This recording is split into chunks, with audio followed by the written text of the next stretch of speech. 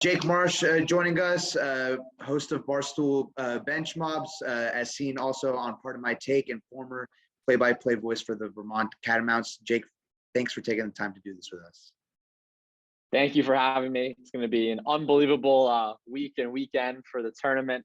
Obviously, Vermont-Arkansas is going to be one of the best matchups out there, in my opinion. You're a big Vermont fan, obviously, but I know you also have some love for Coach Muss and this Razorback program. So how cool is it to see kind of these two teams kind of paired up together in the first round? It's a tough spot to be in, I'm not going to lie. Coach Muss and the program were generous enough to have me and my podcast partners for the Barstool Bench Mob over the summer during the off season. He had us over for a barbecue. We went to practice. We took some pictures with him. But then on the other side, you have the team where I started my professional career out of school. I got the job as the voice of Vermont basketball radio for 2 years. So I have great relationships there too. So let's just say whoever wins this game, I'm pulling for them to go to the Final Four. For sure.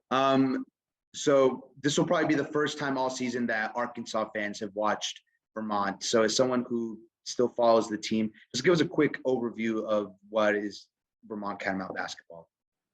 Yeah, so Coach Becker, who's done an unbelievable job there, he prides his team on three things. It's defense, it's rebounding, and it's toughness. Strangely enough, it's actually the offense that's kind of the identity of this team, at least in conference play, because they can shoot the heck out of the ball. They can score the ball. They've scored at least 80 in a good majority of their conference games. So the guys to look out for specifically, I think they have the best 1-2 punch in mid-major basketball. It's Ben Shungu and Ryan Davis. So Ben Shungu, number 24. He's actually a Burlington, Vermont native. So he's the hometown kid. So a great story there. He won Defensive Player of the Year when I was there 2 years ago. He's a great court general. And then Ryan Davis, the big man inside, number 35. He is back-to-back Conference Player of the Year in the America East. And something that I think he's taking a big stride on is his shooting. When I was there, he couldn't really shoot the ball. My first road trip with them was at Kansas, and he was airballing threes at Allen Fieldhouse. And now he's a very confident three-point shooter. So he has the inside-out game that is lethal for sure. So it's interesting that you say that because it feels like kind of their 1-2 punch kind of lines up with Arkansas's with J.D. Note and Jalen Williams. You have the high-scoring guard. You kind of have the big man inside that can kind of do everything, right? Oh, 100%. I think they're very similar structures of these teams. Coach Muss and Coach Becker obviously have done a lot on their coaching resumes, but that's why I think it's such a fascinating matchup, right? Because you look on paper, yes, Jalen Williams is an incredible player. Ryan Davis, I think, can hang with him. Ben Shungu and J.D. Note, obviously J.D. Note was, I believe, the sixth man of the year in the SEC last year, took another big jump this season. But Ben Shungu, I think the reason Vermont's schedule is high major games, they played Providence and Maryland this year. They played Kansas, Kentucky, Louisville before these last few years. Like, these guys have experience against the high major teams. So I think it'll be a good one. For sure. And going back to what you mentioned, how the shooting has kind of been the identity of this team, but you say that defense is kind of a tenet of Coach Becker's program. And you can see that when they lead the nation in defensive route and defensive rebounding. Arkansas is also a team that has hung its hat on defense this year in SEC play. So do you think this, with kind of the similarities on that side of the ball, do you think this could probably be a game that's more likely to be in the 50s and 60s than in the 70s and 80s? I think I could see it going two ways. If it becomes a higher scoring game, I think it favors Vermont just because of the way they've been shooting. But if it's in the 50s, Arkansas's defense, as you mentioned, has been tremendous, right? They're number 16 in the country entering the tournament. But then again, yes, the offense has kind of stolen the show for Vermont this season, but they have a pretty darn good defense as well. In the last, in the entirety of their tournament, the America East tournament, they gave up 59, 42, and 43. So they gave a combined 85 points in their final two games, which is pretty remarkable, no matter who you're playing. Yeah, and we also have to talk about the kind of clash in styles of play in terms of the speed that each team likes to play with. Arkansas, I think, is in the top 40 or 50 in Ken Palm's adjusted tempo. Vermont all the way down at 288. So when you get to to the tournament and you kind of have these clash of tempos, how do you think that could impact this first round matchup?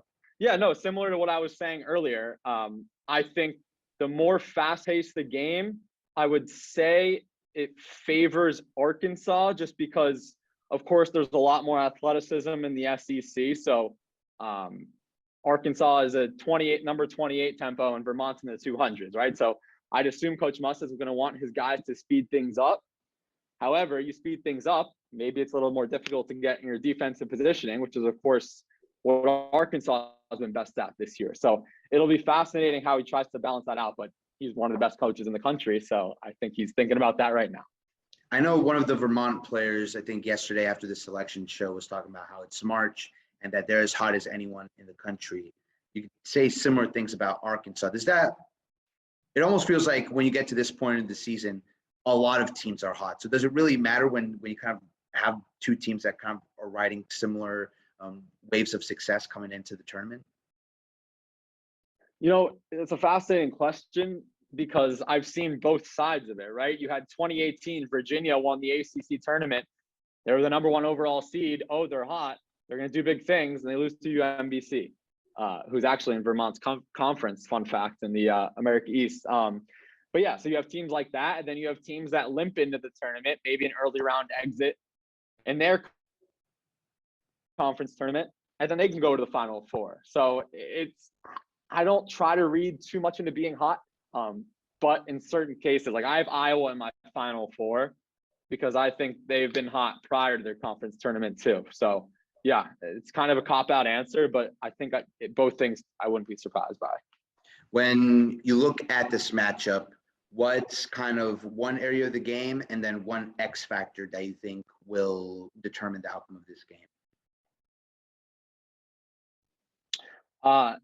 X factor, I think, is how hot Vermont shooting can be. I think if Vermont can hit at like a 40% clip, 40 to 45% clip from three, they have a really good chance to win this game. When I was on the call for the tournament game 3 years ago against Florida State, I think Vermont made like 16 or 17 threes and they still lost because they got torched inside.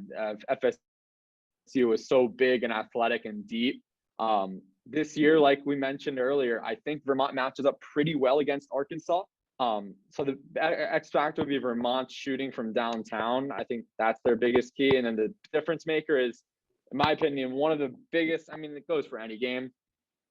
If you're going to pull off an upset, free throws matter the most. We have a saying here about Sweatshirt, make your free throws. If Vermont is 60% from the free throw line, if they're like 15 of 25 or something like that, they're going to leave 5 points on the board. That's the difference. Same with Arkansas. Of course, I mean, free throws determine history, really, especially in this tournament. So I think Vermont has to take advantage of it at the free throw line. And same with Arkansas, obviously. Especially with Arkansas kind of being one of the better free throw shooting teams in the country, correct? Right. And if Arkansas wants to play a defensive game, if it's low scoring, that makes those trips to the line even more important. For sure. Also, you cover not just Vermont, but all of college basketball. So when you look around the rest of the bracket and stuff like that, who do you see making it all the way to New Orleans for the Final Four? Yeah. So obviously this Arkansas-Vermont game is so much fun. I think that top left the corner of the region, the West, it's tough because Gonzaga's right there and they're on a mission to win the whole thing. So I think Gonzaga gets to the Final Four out of that region. There's a lot of anti-Duke people here, so they're probably happy about that. People here either love Coach K or absolutely despise him. In the East, I know Marty's like a big Duke guy. Yes, he is. Trust me, it gets annoying. But he knows that. Yeah, so I like Gonzaga, Kentucky, Villanova, and Iowa to make the Final Four. And then Arkansas fans aren't going to like this, but I have Kentucky cutting down the nets against Villanova in New Orleans. Wow. All right. So a matchup of two Wildcats in New Orleans. I mean, Kentucky's on a hot run. I know they lost in the SC tournament final, but I felt like even in the run that they did make in the SC tournament, and even in the game they played against Arkansas in Fayetteville, they looked really impressive, especially with Sheep way down low. So I wouldn't be surprised to see them make a deep run either. Yeah, no, and of course Arkansas beat Kentucky. I saw that was an unbelievable atmosphere. Still sad that our guys in the Storm Chasers got denied, but that's a story for a different time. But no, I think Kentucky has what it takes to win it all. Sheboy, like you mentioned, he's a beast. They have the guards and Severe Wheeler and Ty Washington's an elite prospect. So yeah, I'm just excited for it all to unfold. And then I guess last question is, how do you specifically see this Vermont Arkansas game playing out, and what, for the Hawk fans watching, what's Arkansas's kind of key, not just to winning this game against Vermont, but to making a deep run at the tournament? Yeah, so for this game specifically, I tweeted it out. I have to go with Vermont simply because obviously I love Coach Muss. He did a lot. He does a lot for our podcast, and he's a great friend. But I mean, being on the inside circle of the team for 2 years, and a lot of those guys are still there in the coaching staff, I would just love to see them pull off another historical upset. I know people listening to this aren't going to like that, but I got to support my guys there. And then for Arkansas, if they do get by Vermont, I think they have to figure things out on the offensive end, especially if they run into a Gonzaga in the Sweet 16. If they get by Vermont, then either UConn or New Mexico State. Gonzaga is obviously the number one offense. Like, they can drop 100 any night. Can Arkansas do that? That's the biggest question. Maybe they have to have one of those hot shooting 3 games, like I mentioned, that Vermont has to have against them, because Arkansas, what's the most they've had in a game in SEC? I guess they dropped 99 against Georgia, but that's Georgia. Yeah. Mm-hmm. But they obviously fired their coach. But aside from that, they have 4 out of their 18 games with 80 plus. Again, 80 is a lot in college basketball, but they can't, like, for example, Arkansas beat Tennessee scoring 58 points. You're not beating Gonzaga scoring 58 points, right? So the defense can definitely slow down Gonzaga, but I think Arkansas is going to have to click offensively big time to make a deeper run. Regardless of who wins, just how excited are you for the games to tip off on Thursday? It's the best. I mean, I barely slept last night. Selecting Sunday was incredible. My heart was just beating out of my chest. And when I see on the screen Arkansas-Vermont, I'm like, oh my God, of course. But no, it guarantees that I'll have some friends moving on to the round of 32. So I guess that's another way to look at it. For sure. All right, Jake, thanks for taking the time to do this and chat with us, and best of luck to the Catamounts going forward. I'm sure you'll be happy either way the game goes on, and continue to do great stuff with your podcast. I love what you do. Yeah, thank you for having me. No problem. Looking forward to the tournament.